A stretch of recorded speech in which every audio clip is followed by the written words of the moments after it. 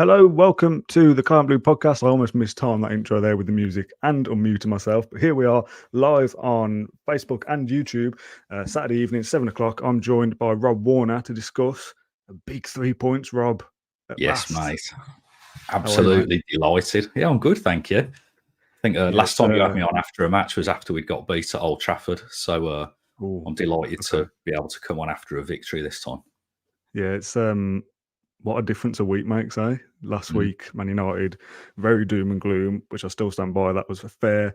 Then we get hit by the Boubacar Kamara injury on the Monday, being out for the season, which was devastating. But Pau Torres back on the horizon was hopefully going to be a boost for Villa, and it turned out to be the case that he's just so instrumental, isn't he? As soon as the game starts, you go, oh, we've missed a bit of that, haven't we? Yeah. But a big result just in its own right, Villa to beat Fulham, which to be fair, Fulham away is not a great place for Villa. This was never going to be an easy game. But this weekend is already heightened by the fact that our pals across the West Midlands, Wolves, have done us a humongous favour by beating Spurs at Spurs. Yeah, and I'm sure they'll be delighted for both themselves and for us on the back of that result as well. And we're only a Luton result away from a perfect weekend, aren't we? Yeah. And playing Man United tomorrow. Yeah, I mean, that feels like a big ask. It's interesting you say what a difference a week makes, because for me, I think it's more what a difference a result makes, because I thought we played really well against Man United. Yes, and I think even if it had ended 1-1, we'd have come away from it thinking probably deserved to win that. You know, that was a good performance. We created enough chances to win 2 games in that, and so I think there was a lot of anxiety on social media from Villa fans fearing the worst by looking at results, whereas, including myself actually, on Sunday night, and then I think I started to look at it a bit more objectively throughout the week and was like, do you know what? We played better in that match than we did against Arsenal. You know, it was almost like a mirror image of the 2 games, where Arsenal would have come away from Villa Park thinking, how did we not even score there? Yeah. So obviously the Kamara injury, like you've said, I felt like, other than probably that spell for about 10 minutes after Fulham scored their goal, I didn't really feel like we missed Kamara today, which is compliment to everybody else that was on the field, rather than, you know, anything negative about Kamara, because he's a fantastic player. I thought Longley did really well on the right side of centre of defence. I'm sure we'll touch upon the goal and who might have been to blame for that. But all in, feeling really positive. And we lost at home to Man United. Tottenham have just lost at home to Wolves. So anything can happen in this league. And these things can happen, and you'll certainly see games where Villa play well and don't get anything, and other games where we get all 3 points and we think, to be honest, we've got away one there. And over the course of a season, that should generally kind of level itself out a little bit. Just touching on the Kamara loss, how did you think McGinn played today, playing in that more central position? We always kind of say McGinn further back hampers him a little bit, but overall, good game from him. Yeah, I thought so. I thought he was really good. I think the setup seemed tweaked a little bit. It almost seemed like a flat 4-4-1-1, which enabled Tielemans to drop back a little bit deeper to give us a 5-man midfield and not worrying too much about defensive midfielders or attacking midfielders or whatever. It was kind of relying on the tactical nous and discipline of Dougie and McGinn to do the job. And even sometimes it seemed like Ramsey tucked into the middle as well. So, I thought particularly towards the end of the first half and beginning part of the second half, the midfield just looked completely as. Yeah, and just to jump forward a little bit, this show tend to bounces over all over the place. I'm now jumping forward to our substitutions at the end of the game, but being able to bring on Dean and Diaby as like options with 15 minutes to go or whatever it is, it kind of is now starting to show a little bit the depth of Villa's squad, that Luca Dean played really well up until his injury for the first 15 games of the season or thereabouts, and Diaby obviously comes in as a big money signing and doesn't and starts well, but then kind of tapers off a little bit. Bailey's obviously been incredible this season, but to be able to bring those 2 on is now a sign of Villa kind of getting back to working their way towards having more options, I suppose. Yeah, I completely agree, and I think it was quite an apt moment when we brought those 2 on, when Fulham had brought on Adama Traore. When once upon a time he was our great hope, wasn't he? And it's good to see that he's still rubbish. So, there's plenty of other players that would have been through one-on-one with Martinez you'd have fancied more than Traore there. But with it being Traore, you thought, yeah, he'll get to the ball first, but he's not going to do anything with it. Lo and behold. Yeah, it's always easy to say that thing afterwards, isn't it? But during the game, I'm thinking, of course. Please don't. Of all the people, for him to pop up and do something, because everyone says, don't they? Yeah, good player, but no end product. So you kind of curse him to go, well, he's bound to score the winner now. So once that's out of the way, I'm always pleased. Just on Martinez very quickly, and this is almost a wider point. I think I was going to bring it up a few weeks ago, but it was possibly in the game we lost, and I thought it was just weird to mention it. Martinez's saves with his feet is something that I think goes under the radar a bit. It's something that he's very good at, and obviously we saw it in the World Cup final, the save that everyone talks about. But he makes a couple of good saves in most games that kind of keep us in it at the moment. But very good at kind of making himself big and saving shots with his legs as well, which I feel is an underrated part of his game from like a wider footballing point of view. So he's a good shot stopper, always good with the ball at his feet, but specifically good at saving, by sticking out a leg. And I've almost knocked my light over there by reenacting it. Yeah, I mean, I think it's whether it's just something I took for granted previously or he's noticeably improved on it, because I think his kicking in general, the fact that he can now play a reasonable pass with his left foot as well as a good pass with his right foot for the most part. And previously, I probably would have said kicking was a bit of a weak spot for him. And I think, it's been more than 12 months since Unai arrived, but it's probably been 12 months since we've really started to click under Emery. And I think there are certain players in the team that you can really see noticeable improvements in their game. Something I've thought of Watkins in the last few weeks is not just his positioning, but how cleanly he's striking a ball all of a sudden. That the finish against Sheffield United, the finish, well, both his goals today, but the second one in particular, he's done the keeper for power, really. It was well placed, but he's just struck it so true. And then he had another one in the second half that is just wide, and again he just hit the ball so nicely. And historically, that's something I would have levelled at him as being like, if he does hit scuff him a few times, quite often he's not hitting him as sweetly as he could. So it's kind of nice to see things that perhaps I'd like to think I'm not the only one that would have looked at some of these traits of some of our players and thought, if only they could do that, and they're starting to do it now. And Watkins will still and does get criticism leveled at him for not being whatever and not being good enough, whatever it is. I've said my piece many times on Watkins that I don't agree with that. I think he's the perfect striker for a Unai Emery Aston Villa side. The two finishes, both really good in their own right, but two almost very different styles of goal. I think the first one, obviously he has the goal ruled off, doesn't he? Offside in like the first minute or whatever. It's just a shame he can't get a hat trick for us. But the first goal that he does score does very well with his body positioning and his movement to kind of turn the defender the wrong way, but without really doing anything. Like, it's such a simple thing, but you feel like the way that he's facing, away from goal and the way the ball's coming towards him, you almost expect him to stay on that same side and maybe play a pass back to the edge of the area. In fact, he just kind of swivels a little bit and managed to create space out of nothing. And a nice finish into the bottom corner that the keeper's not going to get because it's just kind of sweetly struck into the bottom corner. Yeah. Just a real nice moment of a striker who's both confident and improved on his craft, I suppose, for want of a better word, to just be able to make a chance for himself out of nothing, really. Yeah, well, I think that also echoes something that John McGinn was talking about after he'd scored against Arsenal, where obviously he turned on a sixpence and scored that. And he said after the game that it was something that had been pointed out to him and to work on, to try, not be afraid to try and turn and get it onto the strong foot. And so I kind of wonder if we might see a little bit more of that. We probably have with Bailey, to be honest, because everybody knows he's going to put it onto his left foot, but try and stop him. He's like the Jamaican Arjen Robben at the moment. That chance hit the bar in the first half, I think, really unreal. Yeah. Such a talented player now. I mean, he's always got talent, of course, but really showing it for Villa consistently. That there were periods before 18 months ago where you think, what he's going to do. He's going to run into his man or he's going to turn back. Whereas now it's every time Leon Bailey gets the ball, I'm thinking there's danger here that he will do something. He will create something. And him and Watkins particularly have probably both improved their game going forwards the most under Emery, I would suggest, over the last 12 months or so. Watkins is a brilliant brilliant striker for us. He might not be the perfect striker in the Premier League for other clubs, but for Villa specifically in the system we play, he is perfect. Could have had a hat trick, probably should have had the hat trick.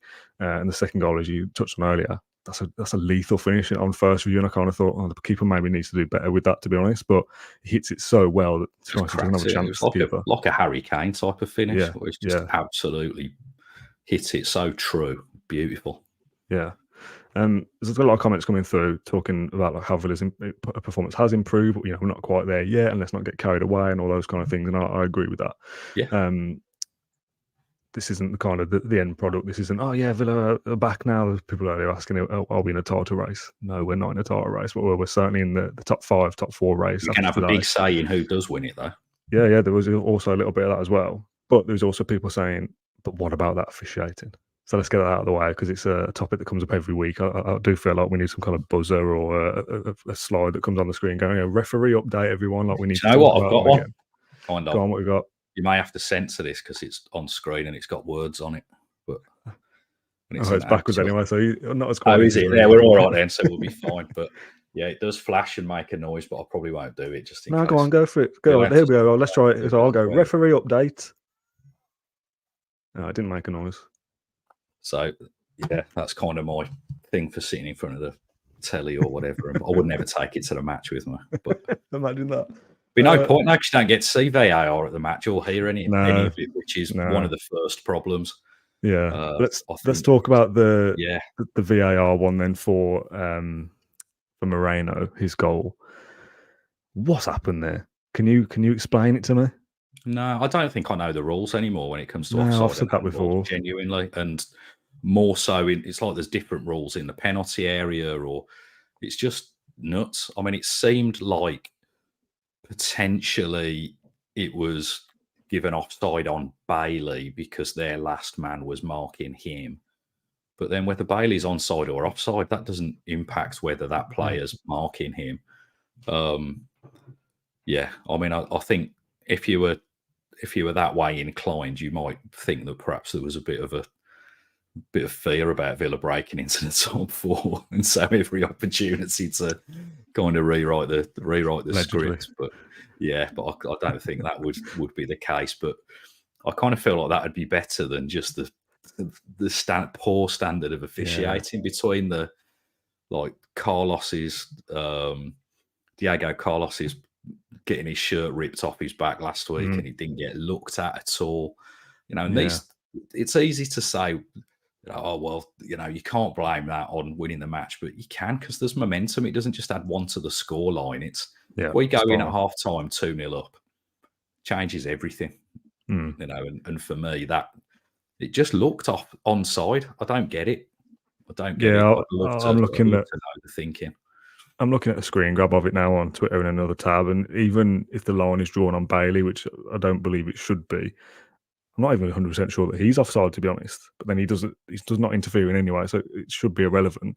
As soon as the lines came up next to Moreno, it's kind of like parallel with his bum, is what it looks like on the still. Yeah, but his whole body looks the right side of the offside line. So I can't comprehend whatsoever why that has been ruled out. Thankfully, it doesn't mean anything for today's result, of course. But you're right. The game can play out differently if that had have gone in, and rightly should have gone in as well. It's not. It's easy to just go VAR is crap. Get rid of it. It's terrible. The technology is fine. The use of using technology in football, I'm all for that if it's consistent and gets decisions right. It's the clowns that are using it that are getting things wrong. Yeah, exactly. Week after week after week, not implementing the rules correctly, and maybe the rules need to be changed as well. In some instances, I do feel that's probably the case as well. I just don't, having looked at that goal a couple of times and seen a couple of stills of what the offside is and how they've drawn the lines in, which also don't even look like straight lines. Bizarre. I don't know why that was ruled out. Well, I think as well, the other thing that's inconsistent that makes a lot of difference when you're looking at margins that fine is, so the freeze frame, and I'm happy to be corrected if I've kind of misread it, but the freeze frame is taken and the ball is still depressed on Ollie Watkins' head. So in theory, it shouldn't be until it's left his head that the screen is frozen. But that then brings you on to another issue with VAR, that it's 60 frames per second, and real life is a lot faster than that. Yeah. So, he was because Moreno was moving away from goal, then the longer it is from the ball about to leave Watkins' head, the more onside Moreno's going to be. Yeah. What I also don't understand as well is if it's, we're getting into the nitty gritty here, something that, like I said, ultimately doesn't matter. So if you're not watching this live and want to skip forward the next couple of minutes, I would understand. What advantage is Moreno gaining from being offside in that position or not anyway? Do you know what I mean? If he's 6 inches to the other side and he's onside, he's not gonna. It's not hard to score from that position. It's not like he's got, he's getting just past the defender who's level with him and he's offside for that Yeah. reason. He's out muscled them by 6 inches and that's got him forward. There's no one around him. He's going to score anyway. Being 6 inches this way or that way shouldn't have an impact. I know whether it's offside or not is a different thing, but if it's not giving you a physical advantage in the game anyway, I don't know what the need is to even flag that in the first place, if that makes sense, which I don't think it does. Yeah, I do get that, but I also think that then becomes subjective as Yeah, to, maybe, yeah. well, the angle of the cross perhaps becomes a little bit more kind of helpful if he's standing in one place than another. Presumably he's standing where he is because that's where he thinks he's going to give him the best opportunity of being onside and scoring a goal. Which turned out that it was the best place for him to be, but unfortunately the officials looked at it wrong. I'd love for the nuance and the subjectivity to be taken out of it. I've seen AI versions of offside that seem to really make it very, very clear. But I think there's a lot of people are saying in the comments just to have some transparency to hear what's going on, because we know they can do it because they've provided it to Sky when they've made mistakes afterwards. Yeah. Because also we're saying, like, why are they looking at Bailey's not interfering? If in the VAR room and the assistants and the referee involved in the match do think he's interfered, rightly or wrongly, if that's their opinion of what they think they've seen, then I'd kind of go, well, I don't think he has interfered, but if that's what they believe has happened in the moment, at least I'd understand it then. But just kind of us both guessing and everybody guessing of what have they actually looked at, and we can't hear anything. It's just, very, very grateful that it's not cost us this afternoon is my main takeaway from that. But again, same with the penalty, non-penalty call as well. Penalty is the other one I wanted to mention quickly to get it out of the way as well. Stone wall, isn't it? That I don't know who the defender was, but on Ollie Watkins. If that's on the halfway line, it's a foul. So why is it not a penalty? Yeah, ludicrous. Although if it had been on the halfway line today, it probably wouldn't have been a foul, or it might have been. Who knows? I thought the referee started off all right, to be honest, and I wanted him to do well because he's the youngest Premier League referee of the season, and I thought, well, perhaps he won't be weighed down by everything else, all the baggage that the experienced officials have got. But yeah, it just seemed to get away from him a little bit. It was almost like, I don't know whether the offside goal weighed on him or whatever. I don't know, but his performance seemed to deteriorate to the point at the end he'd almost completely lost control. Let's turn to some positives then and talk about the actual football rather than the referees. I've picked out 3 stats for you, Rob, that I want to read out that will give us opportunities to to heap some praise on a couple of individuals. The first of which is Ollie Watkins. Let's talk about him as we've mentioned his goals already. Ollie Watkins, these are from AVFC Stato, by the way, on Twitter. Ollie Watkins has been directly involved in 20 goals in 24 away Premier League appearances for Villa under Unai Emery. Only Dwight Yorke in 95-96 has registered more goal involvements in a Premier League season for Villa, 27, than Watkins in 23-24, so far 23. So he's only got to get another 4 goal contributions this season to beat Dwight Yorke for contributions during the season.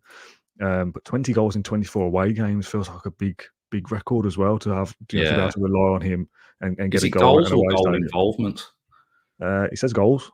Okay. 24 goals in 24 away appearances, which again, that's massive, isn't it? It does feel like it should be goal contions. I mean, if it's contributions, you'd still give him a bunch of flowers for that. It's superb. And I think, we've talked about him before. I think he does miss chances, but he's so alive that he perhaps gets chances to miss that a lot of strikers wouldn't get.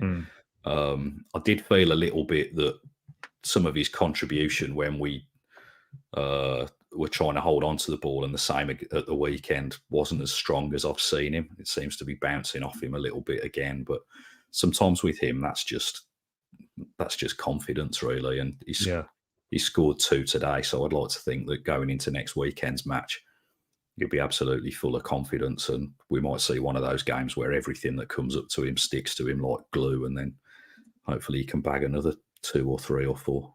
Yeah, there's obviously all this talk about him being a streaky striker and that he will score in 3 or 4 games and then not score for 3 or 4 games and not contribute and look a little bit isolated, which can be the nature of a striker that if the service isn't there, that's also a problem.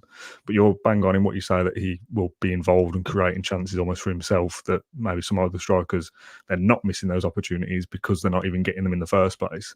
Would that be a concern to you at all that he does go on periods without scoring? Or that he does, maybe miss 3 chances before he scores one, or you're not bothered as long as he's making records I like think that? I'd be more bothered if we were a team that didn't have other players scoring goals around it.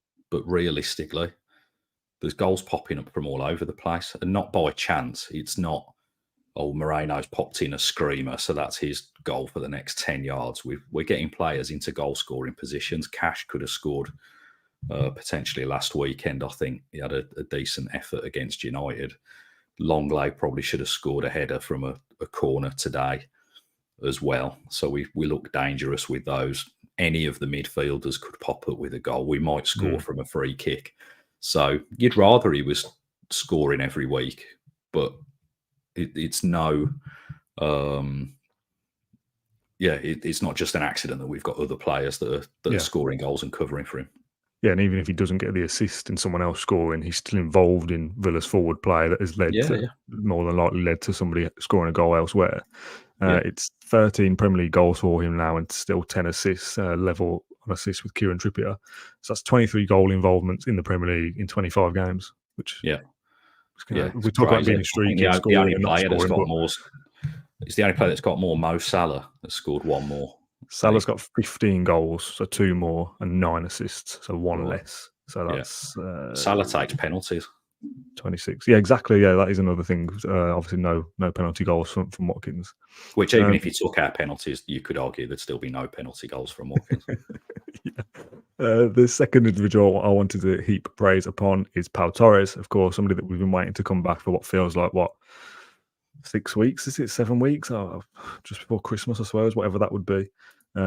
Pau Torres had more touches, 86, and completed more passes, 58, than any other player on the pitch today. That was was that John Townley who tweeted that, I think, possibly. What a footballer. Pure and simple. Just unbelievable when you think that he's been out injured for ages. And I think before Christmas when we talked about him and somebody had written in and said, is he better than Paul McGrath, or where'd you rank him alongside Melberg and Larson?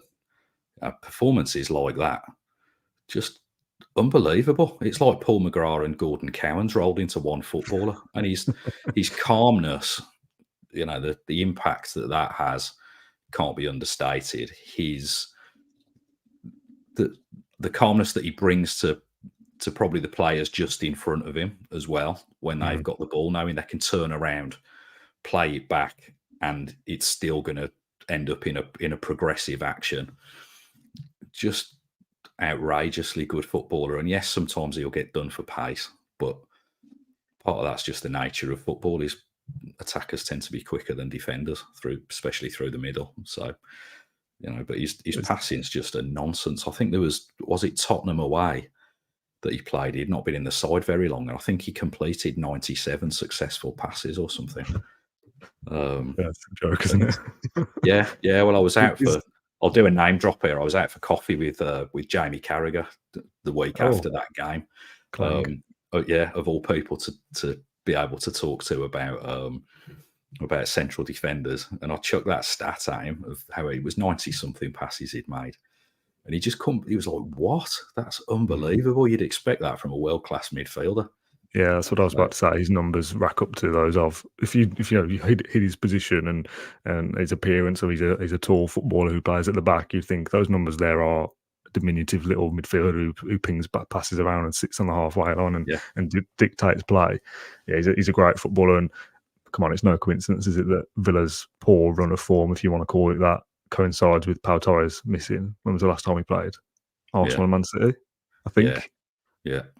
So no coincidence, as I said. Obviously, we've been hit with different injuries and we should have beat Man United and whatever else. But Pau Torres in that team consistently, if he'd not missed the last 5, 6, 7 games, whatever it is, we'd have got more points than we did. So he is crucial to us. And I'm glad that it was kind of forced upon us, I would imagine, for him to have played today, with Callum Chambers being the only other option with Diego Carlos out. But he has been around training now for a couple of weeks and working his way back. I was concerned when I saw his name on the team sheet that if we've had to throw him in here and he's still only 75% and we don't see a very good Pau Torres, or he has to come off after an hour because he's not quite ready, how does that affect us? For him to play as well as he did and complete the game as well is encouraging, that he is back to full fitness and will hopefully remain fully fit for the rest of the season, because he's that important to us. So here's one for you then, bearing in mind we've heard rumours of Tyrone Mings potentially being back in training. If we've got all of our defenders fully fit and up to game scratch, who's your back four? That's a great question, isn't it? I would. Is this ever going to happen? Probably not. But I wonder whether there's a defence that could be made up of Mings, Torres, Konsa, and Carlos, and you play the 4 centre backs that Man City would do, and then Konsa plays right back, and Mings or Torres plays left back, and you have that ability then to kind of switch to a back 3 on either side in the same game. I don't know whether you could do that or not, whether that's too much, whether one of those has to drop out, and in which case is it then Mings left back, Torres and Konsa centre back, and somebody else right back? I don't know. That's a very difficult question, but it's a good opposition. Yeah, it's a good headache to have, isn't it? To have that many quality defenders in one position. We said in the preview show, I think, that if most other clubs, even right up to the top end of the Premier League, were playing their 4th and 5th choice centre halves, which Diego Carlos and Clement Longley effectively are, you would see a lot less quality throughout some other clubs in the league, where that 4th or certainly the 5th choice might be a youth academy player or somebody with very little professional appearances at the top level. For Villa's for their centre half to kind of be so depleted and still have somebody of the level of Clement Longley and Diego Carlos is still pretty good, but not as good as Konsa and Torres or Mings and Carlos or whatever it is. Do you know what I mean? Yeah. I mean, I could well imagine a 3 central defender setup, which, you know, obviously we've had a little bit of a go at, but I could well imagine that with Torres playing as the central of the 3, with Mings and Konsa either side. So you've got the pace and the aggression. And then, as Mike Warmboulder said in the comments, that then Torres can step up into midfield. So you then effectively, you know, could play as a flat back 4 with an anchor man in some phases of play, or a 3 with attacking wing backs, or you know, just I think that the quality of footballers we've got around the club, irrespective of position, the fact that we talked earlier about, well, what did we think of McGinn in the centre of midfield? Well, yeah, he did great today.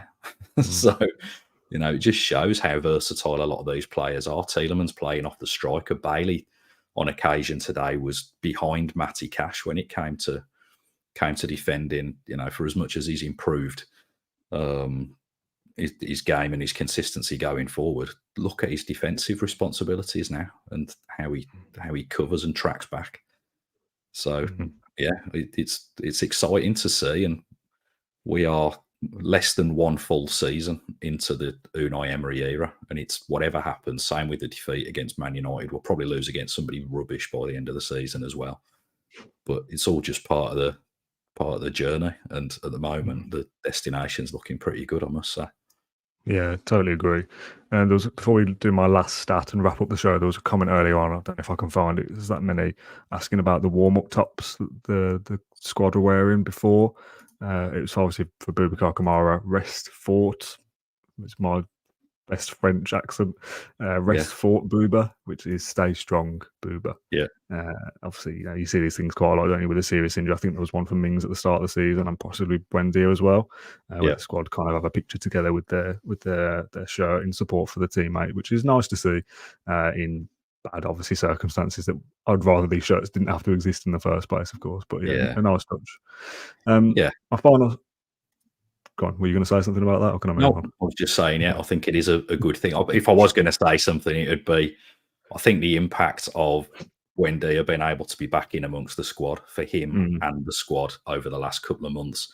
Hopefully, it'll be the same with Mings being back in there. Hopefully, for Kamara before the end of the season, if they can get him into Bodymore Heath, into the dressing room on match days, because they all deserve to be part of it. So, Yeah. I think it's good that these players that are injured get to stay included. Yeah, me too. My final stat. Can you guess who I'm going to heap praise upon? The fact that you've asked me to guess suggests it's going to be somebody unorthodox, so it might be Matty Cash. No, it isn't. I thought that you go the other way, and it's the obvious answer. It's Unai Emery, of course. Okay. It's somebody that we speak about every single week in glowing terms. In his first 50 Premier League games in charge of Aston Villa, Unai Emery has accrued 30 wins and 98 points, 5 more victories and 9 more points than any other Villa manager. I was doing so well. 5 more victories and 9 more points than any other Villa manager in that milestone game in the competition. Yeah. 30 wins out of 50 and almost 100 points is some going, isn't it? That shouldn't be any surprise to anybody. We've been very good, but to see it in kind of black and white like that is, that's pretty special. Yeah, and when you think that he's had, I'd need to sit down and do the maths on this one, but in terms of league football, he probably had more months of a team that wasn't his than a team that is his, if you see what I mean. He had longer in charge in the Gerrard season than he's had this season, I think. Or about the same, maybe now. Yeah, probably about the same now. And he's still been churning out that level of output. The squad still isn't exactly where he'd want it to be. The style of play still isn't exactly where he'd want it to be. But the incremental differences is just frightening. And I think it was interesting. I watched you and John lamenting the loss of Kamara the other night. I'm surprised you weren't wearing tops with "Rest Fort Booba" written on it. But in the post, mate. There was a part of me that was thinking, do you know what? I feel like Emery's going to have this covered somehow, and what it might do is create a different formation, a slightly different system that then becomes less predictable for the opposition because suddenly we're doing something different. And I feel like that's potentially what happened today, because that was, to all intents and purposes, a 4-4-1-1 in most of the game, in my eyes. And to be fair, there's going to be games where we feel like we don't really need Kamara in a strange way, where we dominate the ball and we're not really under the cosh and we don't need somebody to break things up. And there'll be other games throughout the season where we think, we really could have done with Kamara in there today. And that's the nature of what's happened. But you trust Emery to kind of get the best out of what we've got remaining. Declan says in the comments, didn't Emery say it'd be unlikely to see Mings or Buendia again this season? Yes, on the pitch, they will be very unlikely to contribute. If it is, they might be on the bench for the last couple of games of the season. Maybe it's probably the best case scenario. Tyrone Mings coming on for 10 minutes in the Conference League final when we're 5-0 up. Maybe something like that. Bit of a Nigel Spink cameo. But being around Bodymore, around the lads, and getting involved in sessions and stuff is something that will give them a massive boost. And as you say, Rob, to be involved in hopefully something special for Villa in the remaining 12, 13, 14 games in the Premier League, you want them to feel like they're part of it, even though they've not been able to contribute on the pitch. And I think that's where we're coming at more so than Buendia might be back for April and be able to be involved in the running. I think it's very unlikely. Yeah, it's having them involved with the spirit of everything that's going on. Just to end then quickly, Rob, that's Villa's 25th Premier League game. There's 13 left to go. 15 wins, 4 draws, 6 defeats, a goal difference of plus 19, which is 5 better than Spurs' and 19 better than Man United's 0, which is pathetic. 49 points, that sees us up to 4th place, 2 points clear of Spurs with the same amount of games played. 8 points again clear of Man United, but they play Luton tomorrow at Kenilworth Road, so come on Luton. We were talking with Neil, I think, in the week about kind of what Villa need to do to hopefully finish top 5. And it's 68, 69 points or something like that as an average. It usually gets you 5th. And then 72 or something was an average for 4th. So Villa are on 49. So we need, another 20 points will get us to 69. 21 points will get us to 70. So that's like 70 points is a kind of a target almost for... That's probably going to get you top 5, if possibly top 4, depending. If you take 3 points away from Spurs when we play them in a few weeks, for example, that would obviously be massive to going for top 4 as well. That's only 7 wins from 13 games. Yeah. Which when we talk about like Emery getting 30 wins from 50, 7 wins out of 13 doesn't really sound like that difficult. I don't mean that in an arrogant way. No. But we've got plenty of games left at home. There's plenty of winnable games. There's plenty of opportunities for us to take points off people around us, like Spurs. And look at Tottenham's April, where they've Okay, got. I will do that now. But by all means, look at it. So I think they've got Newcastle away. They have West Ham away on the 2nd, Forest at home on the 6th, Newcastle away on the 13th, Spurs, Man City at home on the 20th, Right. Arsenal at home on the 27th, and then Liverpool away on the 4th of May. Yeah, so it's those last 4 games there of April going into May. Newcastle, Tottenham, Newcastle, Arsenal, City, Liverpool. You know, that's a hard run of games, that, and they've shown that they can lose at home. They've shown that today.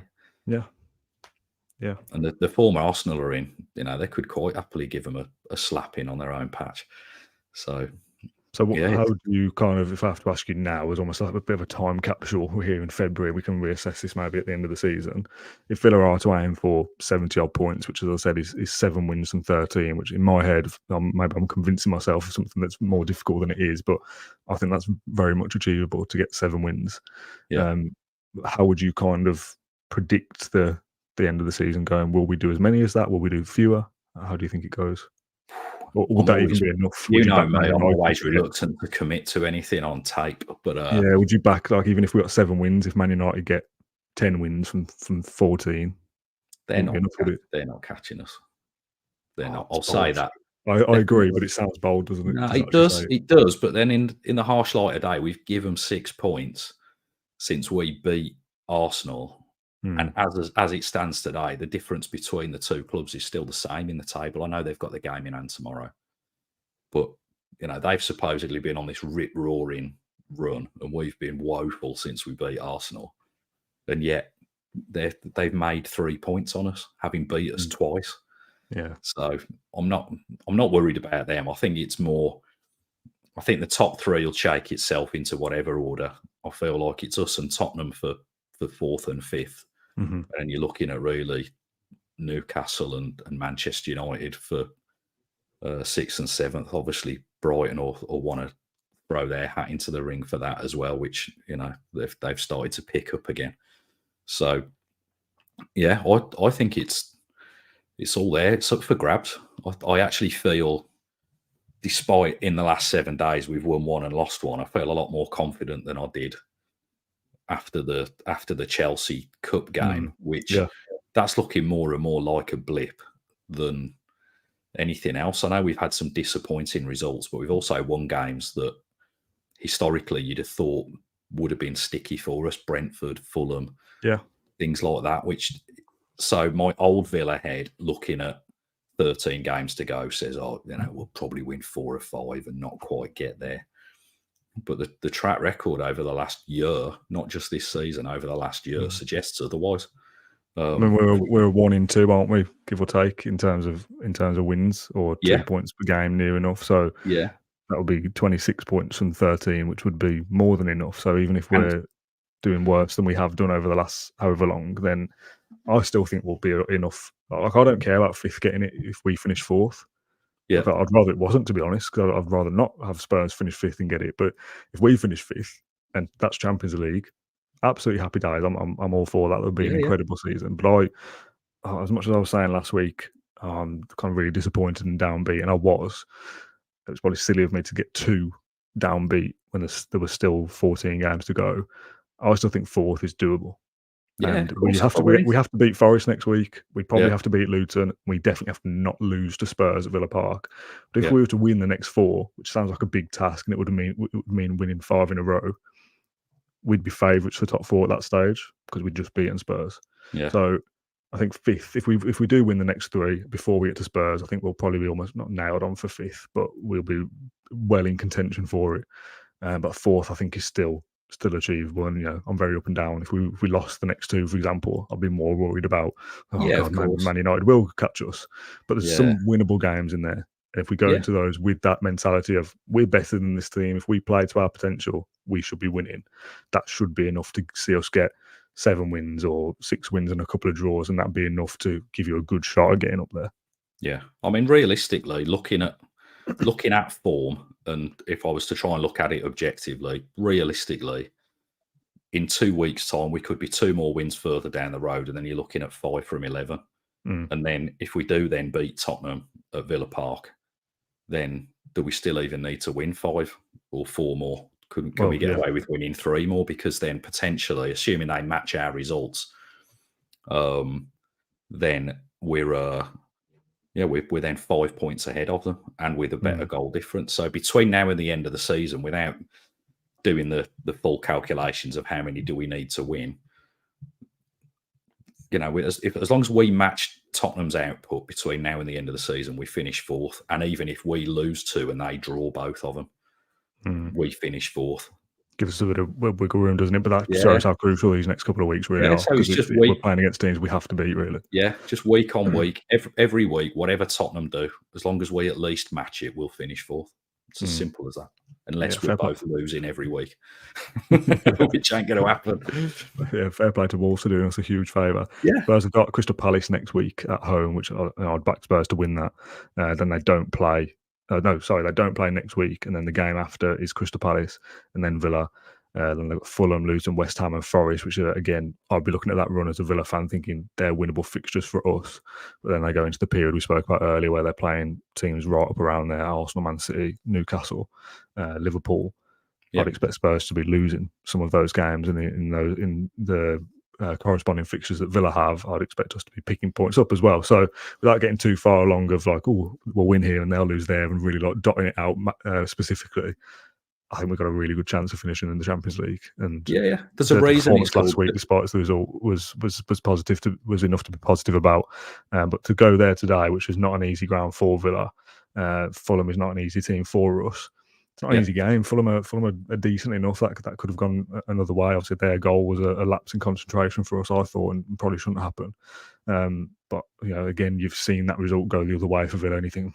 A Champions League team, they go there and they just win, and it's not even a question. And that's what we've done basically. Yeah, and we will be how we've seen other teams in the past, where it doesn't matter what Spurs do or Newcastle, what they do in their result.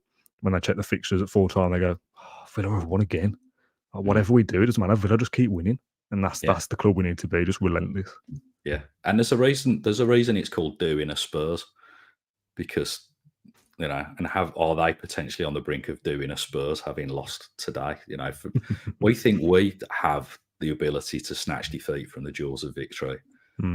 Everything down to food poisoning for them has cost them places in the Champions League over the last 15 years. So, I think we're in a really strong position, and everyone's still talking about it's Tottenham's to 4th place is Tottenham's to lose or Man United's to snatch. People still aren't really taking a seat, apart from the people that matter, and they're all in Bodymore Heath 6 days a week. It would feel like spiritually satisfying, wouldn't it, to do one over on Spurs, who obviously, in my memory, it was us and them kind of level pecking for, I don't know, 2 or 3 seasons when O'Neill was here, and they were the ones that got in and got the revenue, and eventually go on to move stadium and had a great kind of 7-8 years or so, got to the Champions League final.